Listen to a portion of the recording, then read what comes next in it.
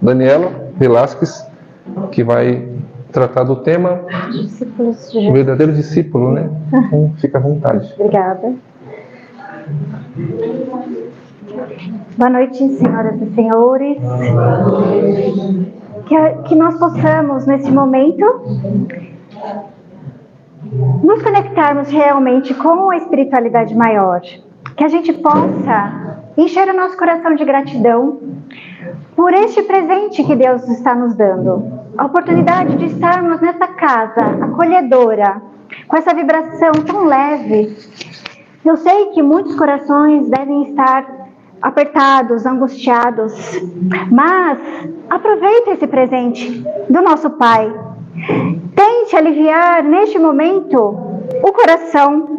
Entregue a sua tristeza, as suas dúvidas, as suas angústias a Deus. Aproveite que o seu mentor amigo, aquele que te acompanha todos os dias desde o seu nascimento, está ao seu lado. Fale com ele por pensamento. O que te aflige, o que você veio buscar, que você consiga levar daqui aquilo que veio buscar, seja a paz, seja a esperança, seja a fé, porque quantos dos nossos irmãos estão perdendo a fé? Quantos dos nossos conhecidos, familiares, amigos, estão sem conseguir enxergar a luz no fim do túnel, achando que não é mais possível o bem, acreditando que o mal dominou o nosso mundo. E não é bem assim. Então aqui nós temos a oportunidade de levar essa esperança dentro do coração, de que aqui nós possamos sair, levar aquilo que a gente tanto precisa. Então vamos nos conectar através do coração e do pensamento com a espiritualidade maior, dando a oportunidade, abrindo o nosso coração, a nossa mente, os nossos olhos. Quantos dos nossos irmãos estão cegos nesse momento? Não cego do corpo, cego do espírito. E o tema que foi escolhido, que é o verdadeiro discípulo. Então, antes de dar início, né, falando das passagens de Jesus que trata sobre isso, de Jesus, eu vou contar uma história que aconteceu comigo. Não, um fato, para que a gente dê a introdução do tema. Eu fui num aniversário de um tio meu que estava fazendo 80 anos. E nós começamos a fazer a contagem de quantos dias ele tinha vivido. Quantos dias, quantas horas. 80 anos são muitos anos. E 80 anos deu 29.200 dias, aproximadamente. Em horas, nós transformamos em aproximadamente 700 mil horas vividas. Quanto tempo aqui na Terra? Aí eu fiz a conta, então, né, para a minha idade, aos 46. Falei, bom, deixa eu ver quanto tempo eu tive disponível nas minhas mãos. Foram, com 46 anos, aproximadamente 16 mil horas. Ou 400 mil horas. Desculpa, 16 mil dias ou 400 mil horas vividas. E me fez refletir. O que eu fiz das minhas horas? Porque as horas, não adianta a gente querer tirar as horas dormidas, tá? Porque dormindo a gente também trabalha. Muitas vezes mais do que quando estamos aqui acordados aqui na Terra. Então, eu refleti, o que eu fiz de tantos dias da minha vida? Será que eu usei para o meu crescimento? Para o meu bem? Para o bem do próximo? Ou eu apenas vivi? Ou apenas sobrevivi? O que eu fiz dos talentos que Deus me deu? Porque todos nós recebemos os talentos. E nós iremos prestar contas da nossa vida.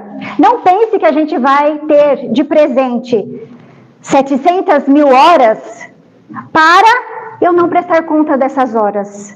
Sabe por quê, meus irmãos? Porque existe uma fila gigantesca de espíritos pedindo uma oportunidade de reencarnar aqui na Terra para se melhorar, para apagar os erros do passado, para se tornar um espírito mais fortalecido. E nós que temos essa oportunidade, o que estamos fazendo de tantas horas que nos foram concedidas?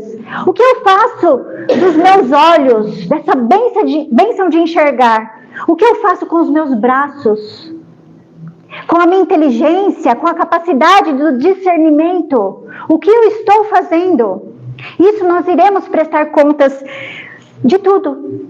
Então, quais os seus talentos? O que você fez? Ou será que você fez como o servo infiel? Aquele que recebeu os talentos e enterrou. Ou aquele que recebeu 5 talentos e multiplicou. Porque, meus irmãos, não basta somente ter fé, somente acreditar na grandeza do Mestre Jesus. A fé sem obras é uma fé morta.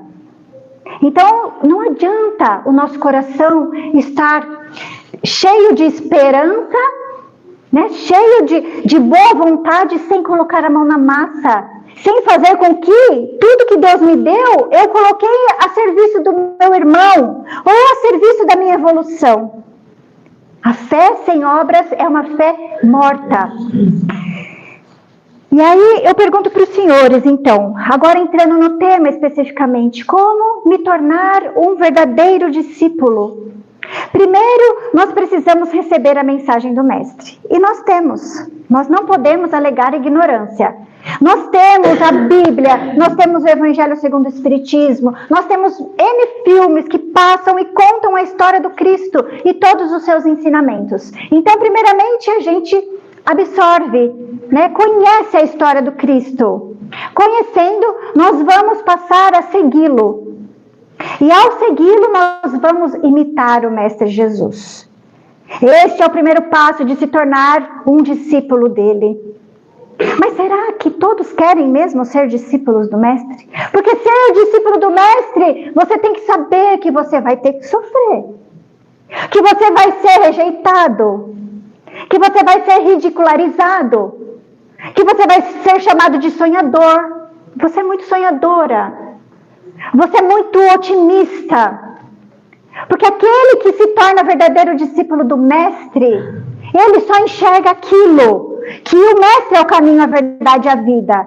Então o mundo pode estar caindo aos cacos e ele se mantém firme. E ele se mantém otimista. E ele tem a fé com obras. Então ser discípulo do Mestre, nem todos estão prontos para isso. Porque nós teremos que enfrentar muitas vezes a tempestade.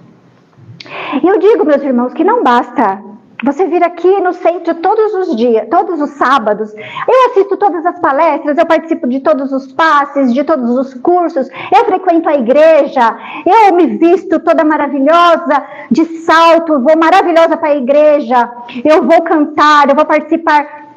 Não adianta. Isso não te faz discípulo.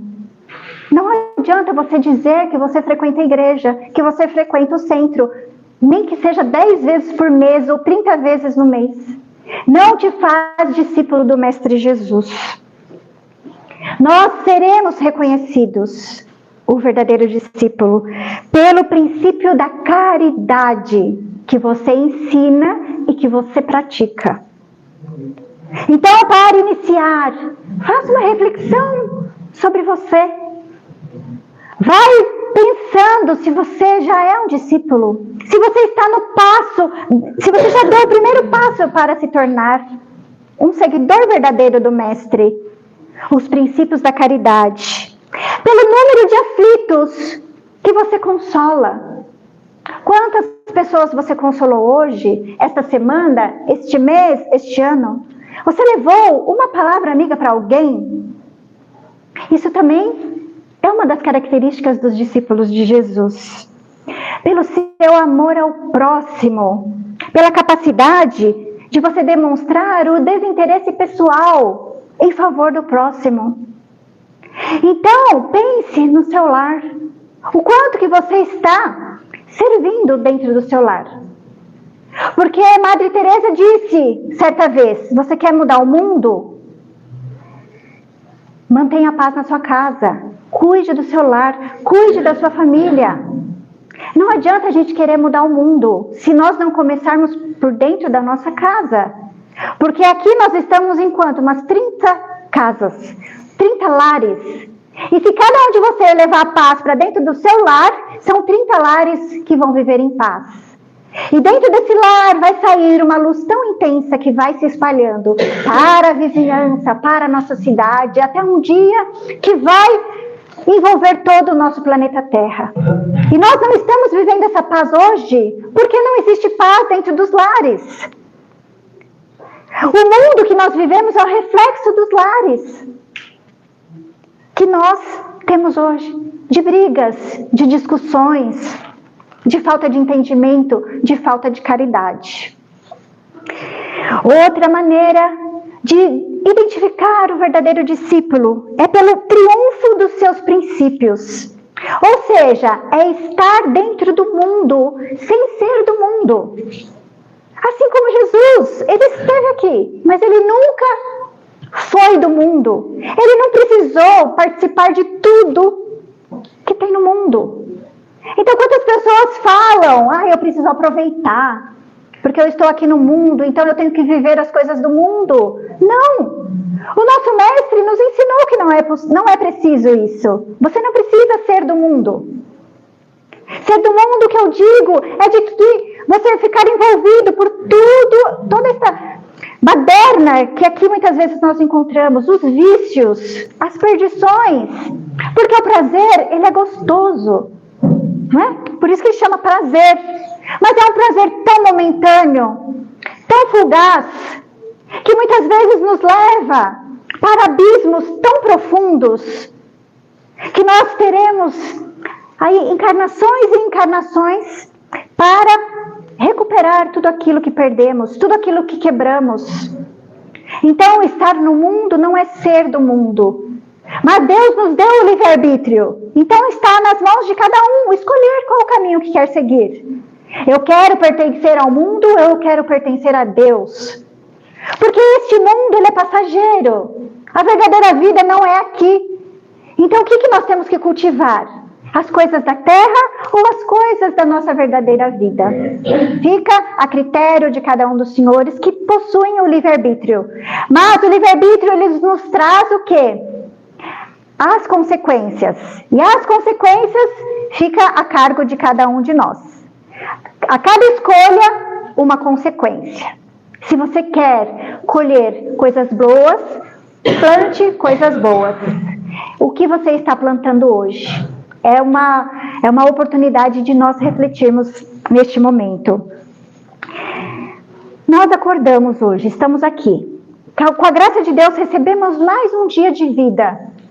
E o que você acha que Deus espera de nós? Com este dia que Ele nos concedeu? Será que Ele quer que a gente passe o dia todo sentado na frente de uma televisão? Assistindo uma novela, um programa? Será que é isso? Que Ele nos presenteia com um dia para isso? E se fosse o nosso último dia de vida, era isso que nós iríamos estar fazendo? Não. Então, cada dia, meus irmãos, nós temos que fazer algo produtivo, algo por alguém, por nós mesmos. Como? Numa boa leitura, uma leitura edificante, um filme edificante. É você ir no mercado ao lado da sua casa, numa padaria, você tratar bem as pessoas, você ter paciência com as pessoas. E nós podemos fazer isso. São coisas simples, que mudam a nossa vida, muda o nosso estado mental, a nossa maneira de enxergar o próximo, de enxergar o mundo. Então, se nós acordamos, nós temos algo a fazer, nós temos algo a aprender, e nós temos que dar continuidade em nossas lições, porque todos nós temos. Todos estamos aqui para algo fazer, para algo melhorar. Não estamos aqui a passeio, como a gente costuma ouvir. Eu estou aqui a passeio. Ou aquele que acredita que aqui é uma única existência. É claro que ele vai querer curtir tudo, fazer tudo, porque é uma única existência. Mas nós sabemos que não é assim. Nós temos muitas existências. Nós estamos somente plantando a cada existência, nos melhorando. Mas alguns dos nossos irmãos estacionam. Não é possível você retroagir, mas estacionar. E quando a gente se estaciona por muito tempo, o que acontece? A gente perde a oportunidade de aprender pelo amor e a gente vai aprender pela dor. Ninguém. Deus não criou ninguém para ficar inerte. Então, se você ficar inerte, algo vai acontecer para que você se movimente. Em algum momento da sua vida ou em alguma existência que você esteja vivendo. No livro Céu e Inferno, no capítulo dos Espíritos Arrependidos, gente, leiam esse livro, tá? É um dos livros da codificação de Kardec. Ele conta o relato de vários espíritos, e um deles era um espírito arrependido. Então, vários, né? Eles se lamentam pelo tempo perdido, se lamentam pelo tempo que gastaram em paixões terrenas, em vícios, egoísmo. No tempo que ao invés de se dedicarem ao progresso moral, eles ficaram presos neste vício, no egoísmo, e não trabalharam o seu progresso moral. Então, existe relatos de vários espíritos que pedem, que rogam aos seus familiares, por favor, vejam a luz, não fiquem inertes. Abram os olhos espirituais, é preciso algo fazer. E como eu falei, a fila dos devedores, que esperam a oportunidade de se melhorar. E a fila, meus irmãos, está grande. Então, você que recebeu mais um dia, aproveite. Não perca o seu tempo. Jesus disse: quem não toma a sua cruz e não me segue, quem não toma a sua cruz e não me segue, não é digno de mim. Aquele que achar a sua vida, perdê-la-á. Mas aquele que perder a sua vida por minha causa, achá-la-á. Foi Jesus quem disse. Essa vida que Jesus diz que você vai achar é a verdadeira vida. Então, aquele que achar a sua vida aqui na terra, se acomodar aqui na terra, perdeu a sua vida. Mas aquele que perder esta vida, que não se importar somente com coisas materiais, que não ficar preso nessa vida terrena, em nome dele, achá-la-á e viverá a verdadeira vida. E nós temos essa capacidade de compreender qual é a verdadeira vida. Se fosse, meus irmãos, o último dia de vida de vocês, o que vocês fariam? Vocês já pensaram nisso? Eu, com certeza, não perderia o dia sentado no sofá, dentro de casa. Eu buscaria aqueles que eu tanto amo. Eu buscaria aqueles que alguma vez eu magoei. E correria para pedir perdão. Para que Deus me dê uma outra oportunidade. E eu diria às pessoas como elas são importantes para mim. Como elas mudaram a minha vida, me ensinaram. A gente ia buscar essas pessoas. E por que a gente só faz isso no último dia de vida? Se fosse o nosso último dia. Por que não fazer agora? Porque, na verdade, nós não sabemos quando é o último dia. Então, por que não fazer isso agora? Por que não tentar arrumar agora? Por que não fazer dos seus dias úteis? Dias em que você vai buscar cada vez mais ser o discípulo do Mestre Jesus.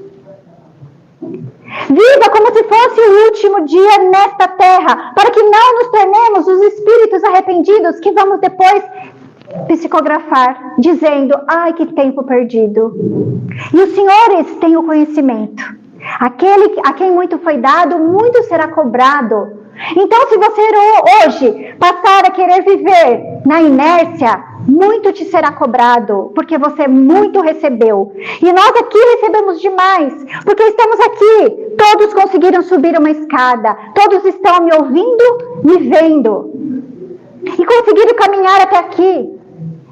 São bênçãos infinitas que nós temos. Você vai voltar para sua casa hoje e você vai ter um prato quentinho para se alimentar. Você vai ter uma cama quentinha para deitar. Você vai ter um familiar, nem que seja para mandar uma mensagem: boa noite, dorme com Deus. Quantas bênçãos nós temos e muitas vezes não damos valor. Pense sempre, hoje pode ser o nosso último dia.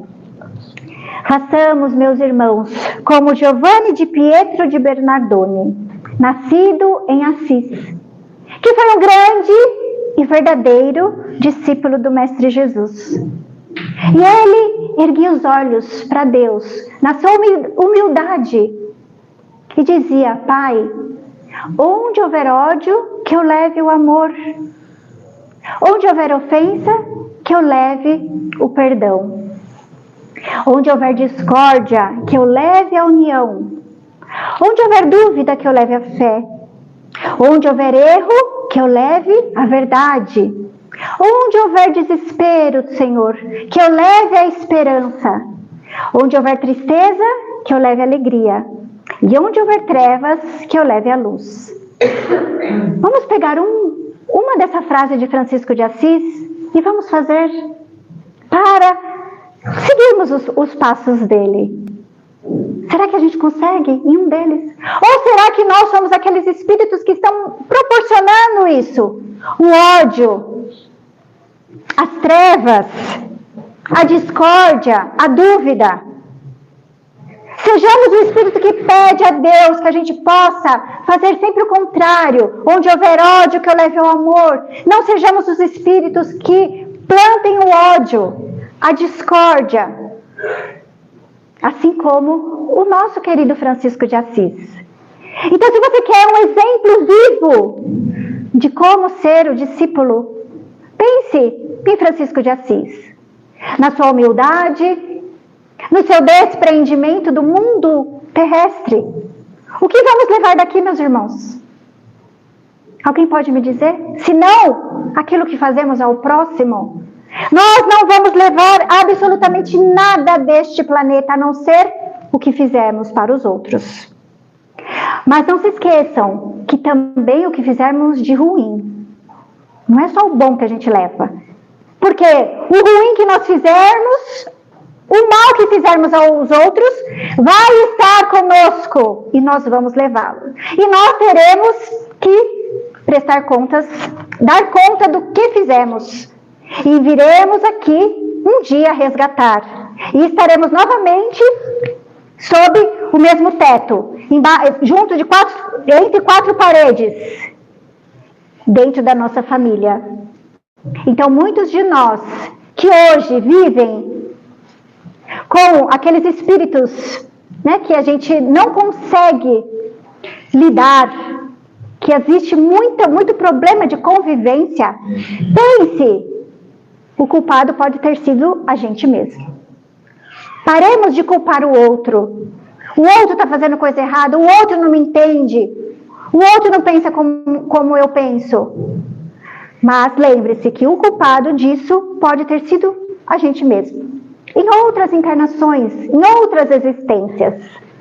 Aproveite que vocês estão recebendo as dádivas do Criador, através do conhecimento das passagens do Mestre, do Espiritismo, que nos abre a visão da verdadeira vida, que nos ensina sobre a pluralidade dos mundos, que nos ensina sobre a possibilidade de outras existências para nos corrigirmos, para amarmos. Então, vamos dar a chance para todos os nossos irmãos, principalmente aqueles irmãos mais difíceis de conviver, pois assim nós estamos nos tornando verdadeiros discípulos do Mestre amado.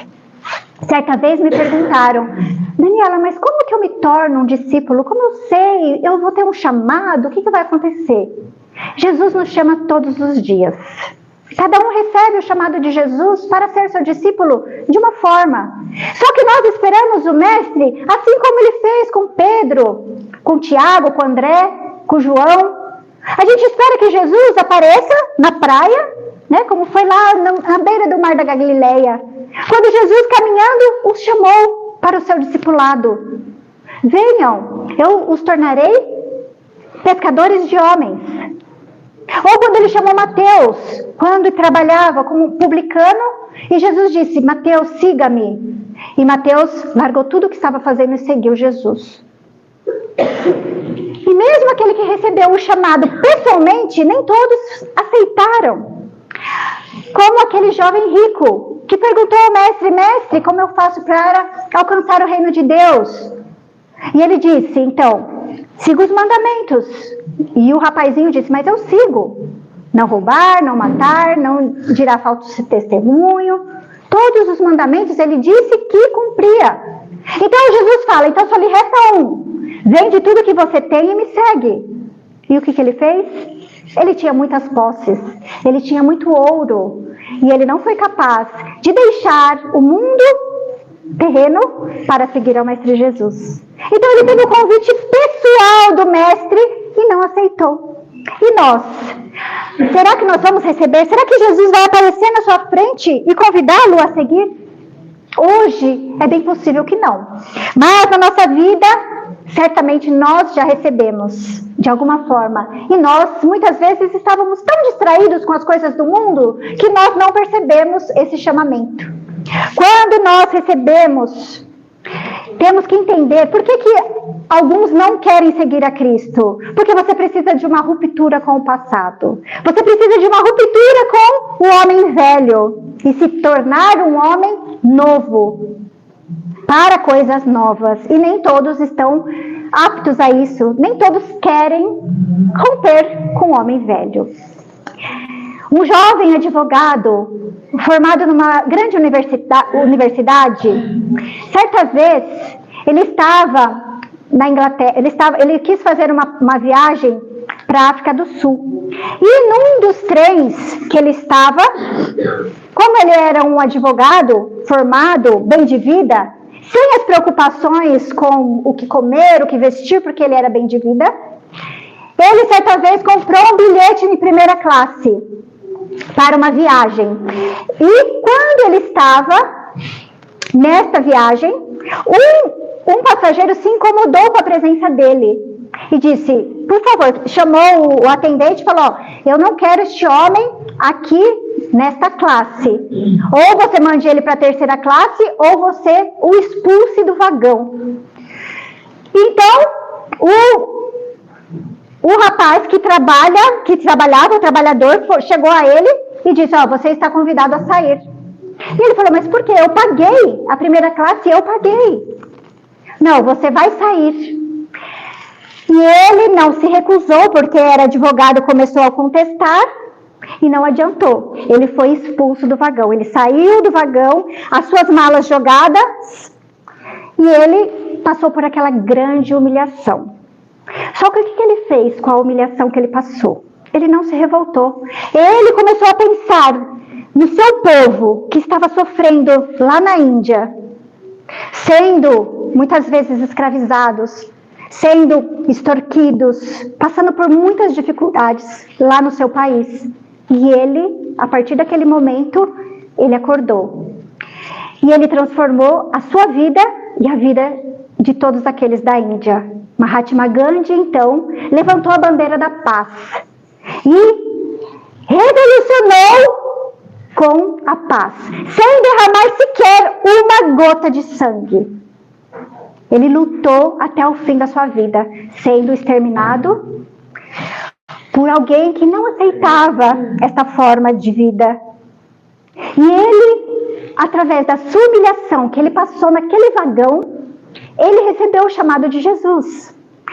Então, pense na sua vida, que o chamamento para ser o discípulo do Mestre nem sempre vai ser uma coisa maravilhosa.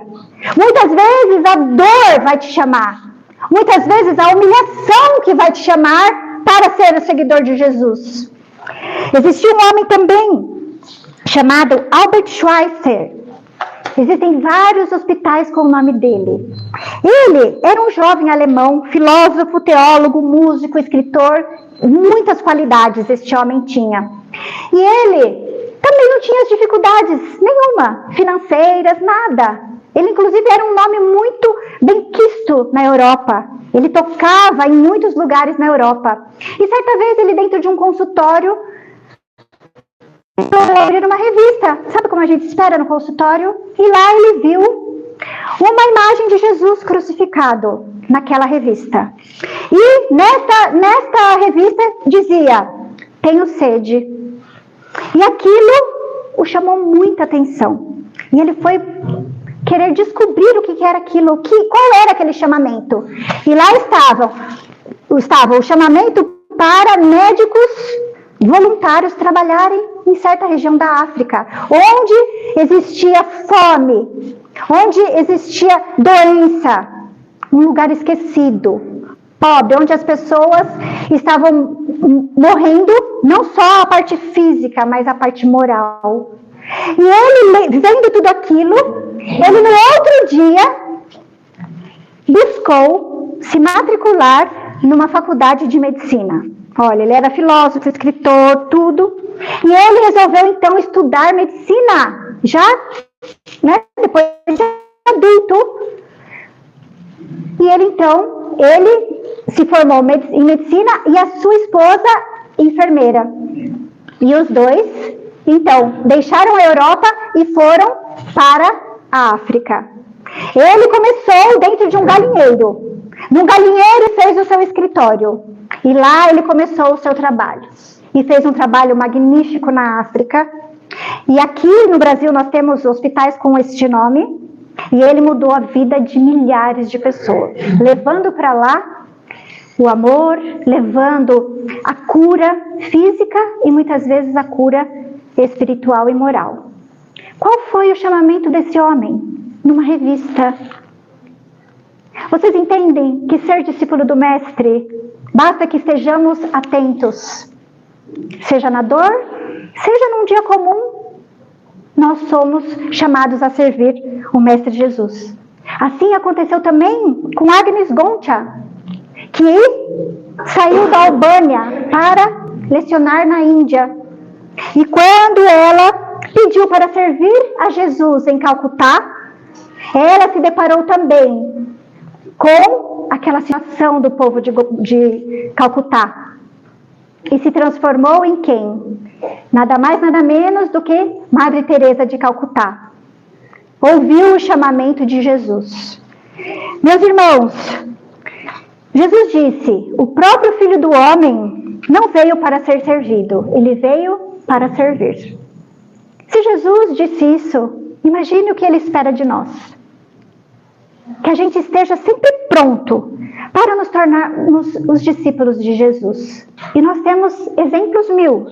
Nós temos Chico, Dr. Bezerra, Madre Teresa, nós temos Gandhi. Todos pacíficos, mas não passivos. É isso que precisamos entender. Precisamos agir, precisamos fazer, nos transformar. E como transformar a vida, né? Como a gente torna a nossa vida uma mensagem, levando a mensagem do Mestre Jesus. Que a nossa maior virtude seja a nossa ação. Assim como disse Francisco de Assis, vá pregar o Evangelho e, se necessário, use as palavras. Então, a nossa maneira de tornarmos a mensagem que o mundo espera é através da nossa vida, de como eu vou viver esse Evangelho. Hoje eu estava me preparando para a palestra e eu fui dar um meu cochilo, né, da tarde, que é tão gostoso. E eu estava, confesso para o Senhor que eu estava um pouco triste, né? Nós somos espíritos, a gente passa por isso, né? A gente sente às vezes uma certa tristeza com o que está acontecendo com o mundo, não é verdade? Né? A gente fica assim, poxa, 2000 anos ainda e a gente não aprendeu. E aí eu fui e cochilei. E foi como se eu tivesse sido levada para o planeta, para o universo. Então eu me lembro perfeitamente de eu estar no universo e uma pessoa me mostrando a Lua, os planetas, olha o planeta, e me mostrando a grandeza desse universo. E eu fiquei tão encantada, falei assim, ó, Deus cuida de tudo. Olha, esse planeta está aqui por esse motivo, o Sol está aqui por esse motivo. Ou seja, Deus sabe de tudo. Ele fez essa perfeição do planeta. E me trouxe um conforto. Que eu estou preocupado com coisas aqui da Terra. E foi me mostrado o universo que Deus criou. E toda a sua perfeição. E foi me dito, tenha fé. Porque Jesus disse, por se multiplicar a iniquidade, o coração de muitos iria esfriar. O amor de muitos iria esfriar. Jesus diz, porque ele já sabia que nós passaríamos por isso. Ele conhece os seus irmãos. Pela multiplicação da iniquidade, o coração de muitos, a fé iria esfriar. Mas que nós, aqui hoje, sairemos daqui com a fé mais fortalecida do que chegamos. Porque Deus precisa de corações que não se esfriam. Deus precisa de pessoas corajosas para enfrentar esse mundo com amor, com passividade. Deus precisa de nós. Que o nosso coração quente, amoroso, corajoso, leal ao nosso Pai Criador, esteja sempre disposto para que a gente possa servir de instrumento de paz, de progresso para todos os nossos irmãos. E dessa forma, nos tornarmos os verdadeiros discípulos do Mestre Jesus. Que Ele acompanhe a todos. Que vocês não se entristeçam com o mundo que nós estamos vendo aí. Mas saibam que nós precisamos manter a fé e a lealdade ao nosso Divino Mestre Jesus. Que Ele abençoe a todos vocês. Uma boa noite. Obrigada.